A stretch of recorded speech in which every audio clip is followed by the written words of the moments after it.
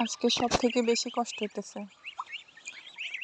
তো পালিও শখ করে, আবার প্রয়োজনে বিক্রিও করিও। শখটাকে যেহেতু পেশা হিসেবে নিয়েছি, তো বিক্রি তো করতেই হবে। আব্বা ভয় পেয়ে গেছিলাম।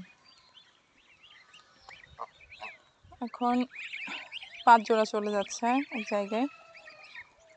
ওদের এই ঝুড়ির ভিতরে বসতে কষ্ট হইতেছে। ওইদিকে গাড়িটাও আসতেছে না।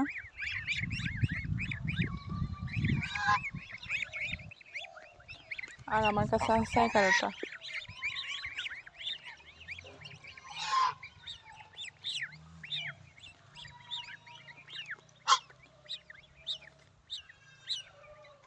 এই জন্য জিরো বাচ্চা সেল করে দিলে তখন আর আমার এত বেশি খারাপ লাগে না, কারণ ওদেরকে আমি মাত্র ধরছি, ধরে প্যাকেট করে দিয়ে দিলাম। আমার এত খারাপ লাগে না। যেগুলোকে আমি পালি, খাওয়াই, ওদেরকে আমি ঘাস তুলে খাওয়াইছি, এরপর মানে বাচ্চার মতোই সব কিছু টেক কেয়ার করছি।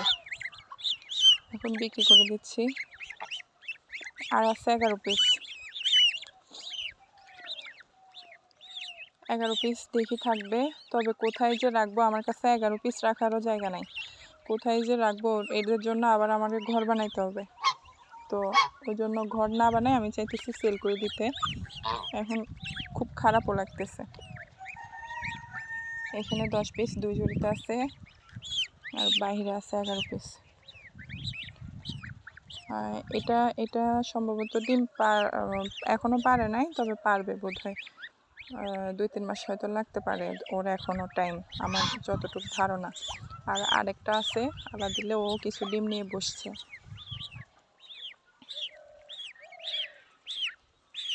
আমি ওদেরকে খাদ্য খুব কম খাওয়াইছি, সবসময় ঘাসটাই বেশি খাওয়াইছি। ঘাস ছিল ওদের মেইন, এরপর ধানের কুড়া, গমের ভুসি, তারপর ভাতের মাড়, যখন যেটা পারছি খাওয়াইছি। ধানও একটু একটু, তবে ধান আমি ওদেরকে খেতে দিই না, ভয় লাগতো, কিন্তু ওরাই দেখতাম নিজে নিজে খুঁজে খুঁজে ধান খাইতো।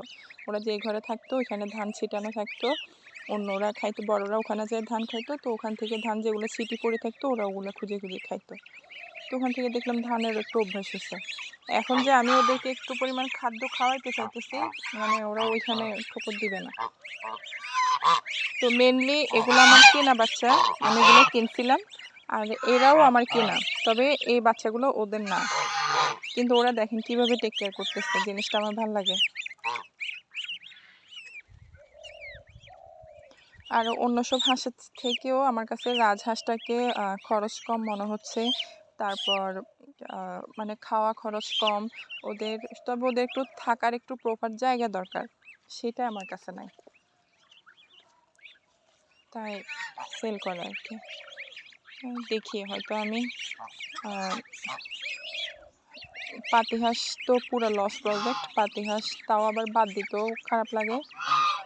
তো পাতিহাঁস দেখি আস্তে আস্তে, এমনিতে তো কমাই ফেলছি, আরও কমাই ফেলবো, তাহলে ওই পাতিহাঁসের ঘরটা ওদের জন্য খালি হবে আর কি।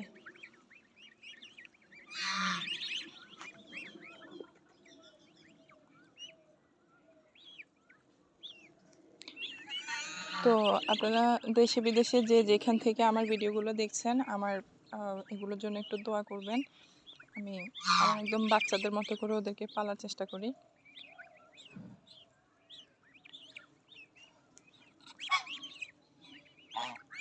আর যারা আমার থেকে বাচ্চা নিছেন, ওরা যদি আমার ভিডিওটা দেখেন, তাহলে আপনাদের হাঁসের বাচ্চাগুলো কত বড় হয়েছে আমাকে একটু দেখায়েন তো, দেখতে ইচ্ছা করে। আসসালামু আলাইকুম, আল্লাহ হাফেজ।